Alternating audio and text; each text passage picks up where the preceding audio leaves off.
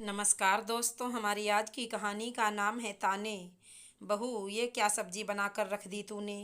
अरे रंग देखा है इसका, बिल्कुल फीका। क्या कहेंगे दामाद बाबू? कोई काम तो ढंग से कर लिया कर। माया जी अपनी बहू अर्पिता को डांटते हुए बोली। माँ जी, पता नहीं इस बार के मसाले कैसे आए हैं। जितने भी डाल लो, खाने में रंग ही नहीं आता। अर्पिता नजरें झुकाते हुए बोली, चल ज्यादा बहाने मत बना। मान क्यों नहीं लेती कि तुझे बनाना ही नहीं आता? और ये देख, मेज पर चाय का दाग लगा हुआ है, वो भी साफ नहीं किया। इस बहू ने तो नाक में दम कर रखा है। अर्पिता चुपचाप बाकी के काम निपटाने रसोई में चली गई। ये तो रोज ही होता था। जब तक अर्पिता के काम में माया जी कोई कमी नहीं निकाल लेती, उनका दिन शुरू नहीं होता था। अर्पिता बिना माँ की बच्ची थी। शादी के बाद जब माया जी को देखा तो उनमें ही वो अपनी माँ को तलाश करती थी। लेकिन माया जी तो उसकी सास थी ना। माया जी दिल की बुरी नहीं थी, लेकिन बहू को कुशल गृहिणी बनाने का जिम्मा उन्होंने जरूर उठा रखा था। उनके घर की तेज आवाज़ पड़ोस के घरों में भी सुनाई पड़ती थी, जिसे उनकी पड़ोसन बिमला काकी बड़े मज़े लेकर सुनती थी। एक बार माया जी को 2 दिनों के लिए अपने भाई के घर जाना पड़ा। उन्हें बहुत चिंता थी कि उनकी बहू उनके बिना घर कैसे संभालेगी।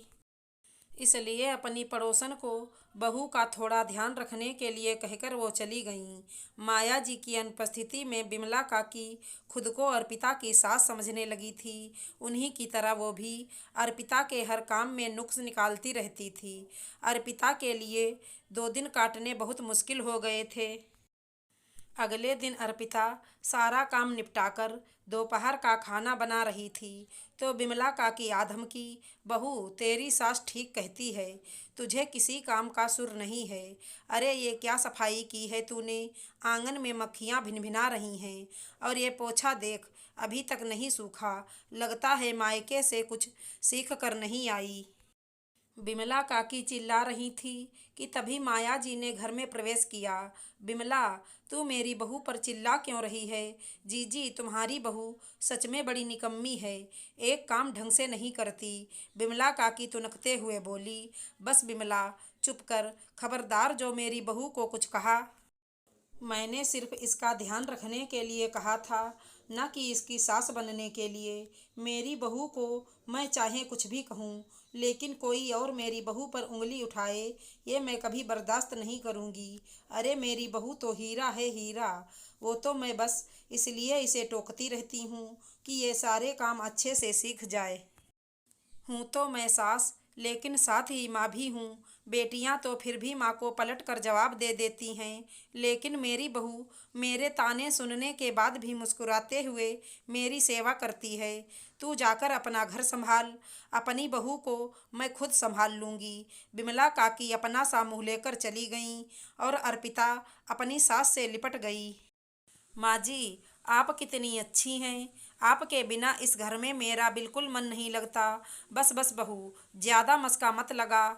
तेरी तारीफ कर दी, इसका मतलब ये नहीं कि मैं तुझे टोकना छोड़ दूंगी। आखिर सास हूँ तेरी।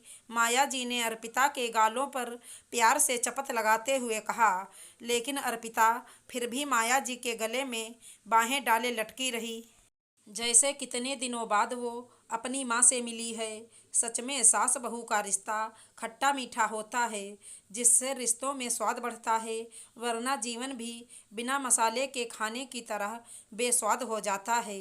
आशा करती हूँ हमारी कहानी अच्छी लगी होगी। धन्यवाद दोस्तों।